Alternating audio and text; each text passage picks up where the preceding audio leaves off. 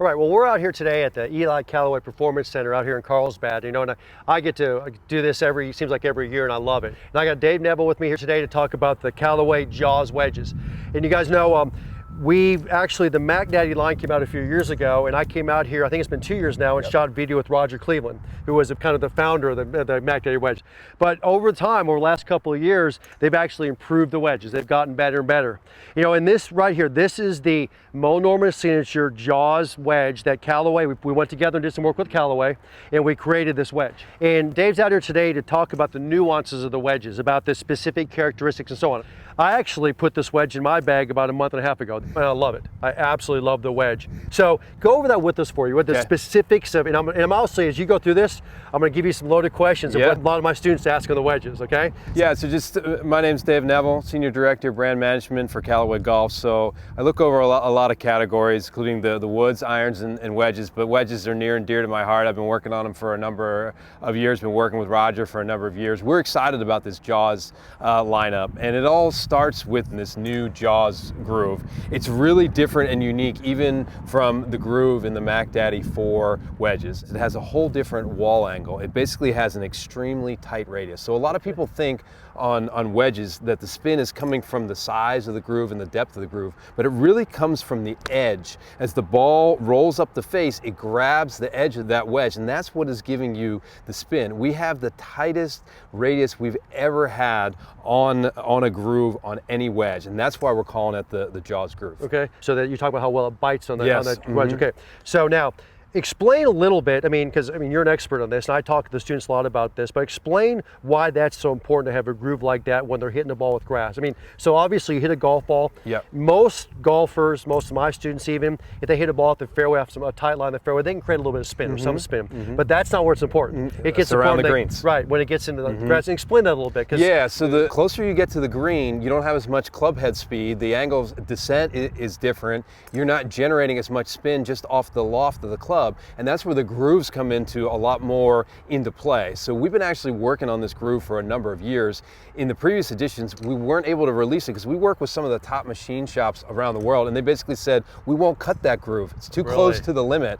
And if we do that, we're going to have to scrap because so many are going to be over the limit, right? So we had to introduce a whole new process with this JAWS groove, which is amazing. So that is the main groove. And then what you'll see in between each of these grooves, Tim, we call it the groove and groove technology, right?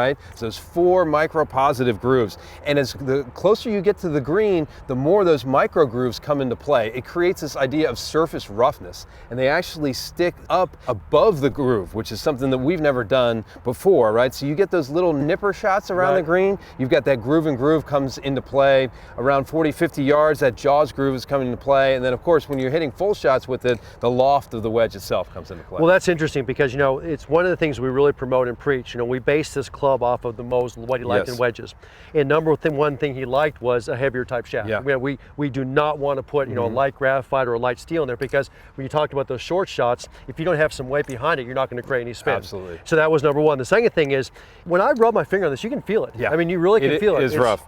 I tell people to give it the fingernail test. So if you want to know if your grooves are worn out of your current wedge, if you need to replace them, give it the fingernail test. Put your fingernail in there, and if it is smooth, you're losing RPM on spin. It feels like sandpaper. Yeah, we do a lot of testing on this, and one thing people don't realize is how often they should change their wedges. They think that the wedges should be changed the same as the irons. Right. So our average replacement time on irons is usually about 4 years, but wedges need to be replaced every year. And if you're practicing as much as a lot of your students do, it could be more than 1 year. Well, I say it to my students, I say it in the school all the time. I actually replace my 60-degree by every 3 or 4 months. Yeah.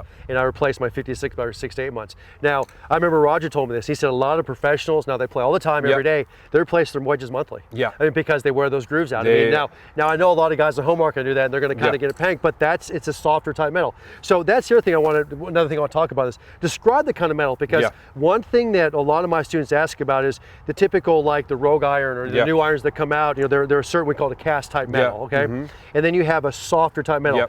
the old saying was we had a forged type metal. Yeah. It's not yeah, it's not that way right. anymore. People always talk about why are wedges cast versus forged, right. and all of the top wedges are actually cast. And the reason is because on the grind, you know, I know Moe was very into the C grind right. and getting the exact replication of each wedge with the grind. The casting process is much more faithful to that. With the forging, you're actually hammering it out. It's not quite as faithful to the grind. Now, the metal that's underneath this is a mild carbon steel. We call it an 8620 mild carbon steel. Okay. And the 20 has to do with the carbon content into it. So when I'm at a school or when I'm talking to my students, you know, online or on the phone and so on, and I say I don't say it's a forged club anymore, but it's like it's a forged type metal. I mean, yes. It's because, you know, I'll tell them, I'll say, you know, you can take a normal iron in your bag and you can bang it around and it's going to look pretty good for a couple of years. I mean, it's going to look good. This one right here, you hit a rock. I mean, it needs to be soft to create the spin. Yes. Because the factors of the spin, not only the grooves, but also the type of ball you're playing, you know, how soft the ball is, but also how soft the metal is. Yeah. Because you could have a wedge that had a harder type metal, you're not going to get the same type of spin. And you're not going to get that feel, and right. you really need the feel with the wedges. It's right. critical.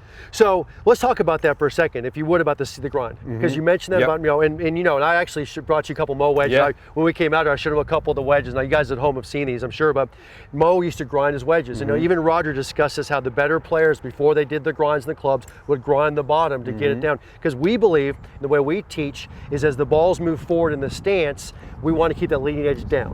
Because if it gets up in the air, you start blading and having issues. You want to talk about a little bit about the C grind? So what the C grind is all about is this crescent sole. And like you said, it's all about getting that leading edge low to the ground. So even when you open these up, it's really a shot maker's club. When you open this up, that leading edge is still going to get low. Because if you get something with too much bounce, you open that up, that leading edge comes up high, well, you can get some skulls, you can get some chunks, you can get all kinds of shots. So this is really a shot maker's wedge. It's for that player that likes to hit all those different shots around the green. It is a low bounce. We're calling it 8 degrees of bounce. Now Roger's made a little tweak to this to really improve where the crescent is on the sole versus the MD4. So it's an improved C grind, something he's really proud of. We get a ton of play on this on tour, and it's a great wedge for your Explain that for 1 second, if you would, because it's a big difference I saw. Because I had the MD4 in my bag. Right.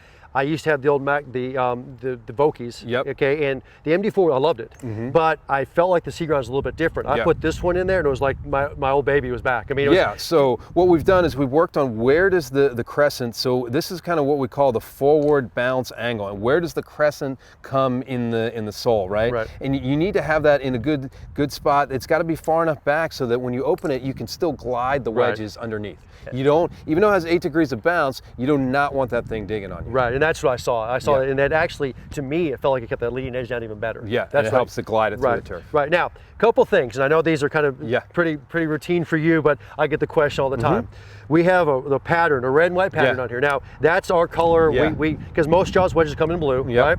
We have a red. We designed this with Moe Signature on there. But describe why you have what you call, no, these are ports. What do you call these in the back? Ports. Weight ports. Describe what those are.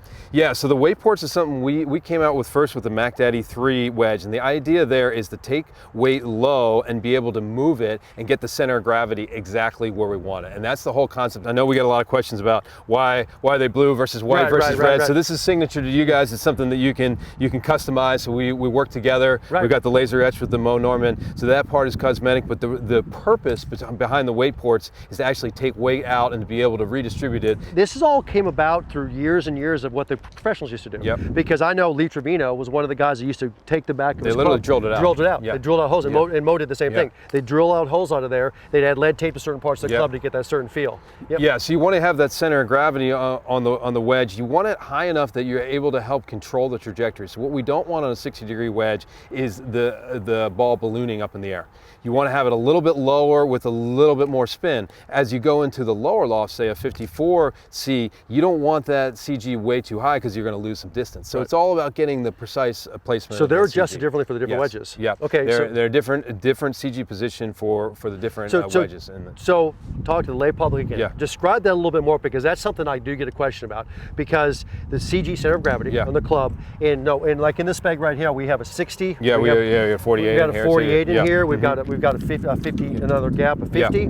So there's different center of gravities on these. Yeah. Explain that for a couple of seconds. So center of gravity is, you could say, where is kind of the mass centered of the club. And when you have the lower lofts, what you want is that center of gravity relatively low. It helps you to get the distance control, because a 48 and 50 is all about distance control. You're not, generally using that too much around the greens. As you go up in loft, you want that CG to move up, which helps to control that trajectory, knock it down a little bit, and it helps give you a little bit more spin. Right. So because if you balloon it, you're going to lose the spin. You want to get that area. And those tour players do not like seeing that ball go way up in the air. They want to see it with a medium trajectory with a lot of spin. The reason is because I can tell you, because I mean I play out there a lot.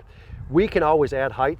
Yep. But when you get wind, or we have something, it's hard to take away height. Take it down. So it's hard to take it down. So we need something that we can add height to if we need to, but it's hard to bring it down. So if you get some of the balloons on you, it's done. It's a dead club. It doesn't work.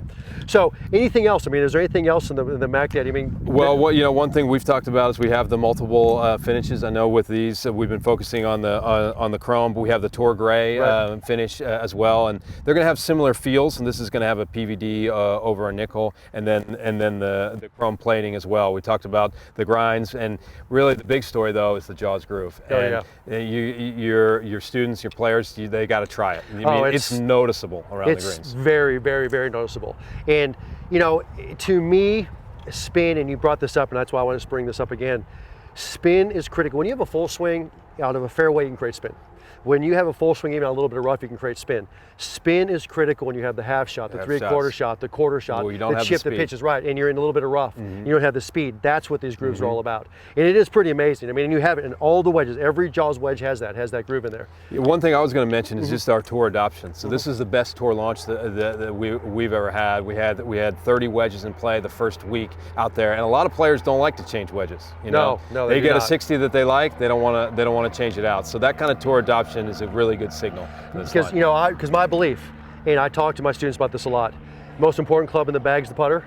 Second most important is the driver. Third most important is probably the lob wedge. I mean, it's the way I go to the wedges right away. So when you're invested in the bag, I mean, let's just be honest, everything else is kind of for show. Yeah. You got a good driver, putter, and a wedge, you can play some golf. Yeah, and that's what this is all about. And I loved the fact when you talked about how you can test for the grooves. Yeah. Because it's one of the top questions I get, is this wedge worn out or not? What people don't realize is that you get a wedge that's 2 or 3 years old, you're giving up 2,000 to 3,000 RPM on a full wedge shot. So you could have a wedge that would typically spin at 10,000 RPM. Now it's spinning at 8,000 RPM, and it could be 10, 15 feet closer to the hole that you're going to get run out that you don't expect. And then around the greens, forget about it. Right. You got a wedge that's got a smooth face, and we get people come in the test center all the time and they say, I can't spin these wedges. What's going on with these wedges? We do the fingernail test, the thing's smooth. How long have you had this thing? 10 years. I mean, it's like, it's ridiculous. I see it all the time. It's pretty shocking to me, because I get guys that put a lot of money into golf balls. They get multi-layered ball, they got some spin. They will come to the schools, they're buying equipment, and then you're exactly right. Yeah, they put a lot of money in the driver, and they got a 10-year-old lob wedge. And I'm also the same guy who will look in your bag, and if your wedge isn't worn out, I don't know how good a player you really are anyway. So I want that wedge. I mean, we need some practice in that wedge. You've got to practice with it. So no, this to me was a big change in technology with that group. That way, and that was really as excited as you guys. I also know that the professionals were looking for spin. A lot of guys are now looking at this club, professionals looking at this club to start playing it, aren't they? Yeah. So we've got multiple players. We got Henrik Stenson putting it in play. We got Mark Leishman. We got Xander Schauffele. Right. So the tour adoption, these guys aren't going to put it in play unless they really feel like it's better. Well, I know Xander about personally, and it was hard to get his old wedges out of his bag. Yeah, absolutely. Part of the reason I think these were made was because of Xander. So no, I love it. I mean, that was the whole point. And I'll tell you right now, I put them into play and I absolutely love them. So is there anything else you want to talk about? No, I think that pretty much sums it up. But you really just got to go out and test it for yourself. Or one of these, you got to test it. You're going to see the spin difference. Absolutely. Right. Well, I really appreciate your time out here. That's why you're the expert. Good to be with I couldn't have said a third of that. So you're the expert, but I appreciate your time out here. Thanks for having me. Thanks for coming out, and thank you very much. Appreciate it.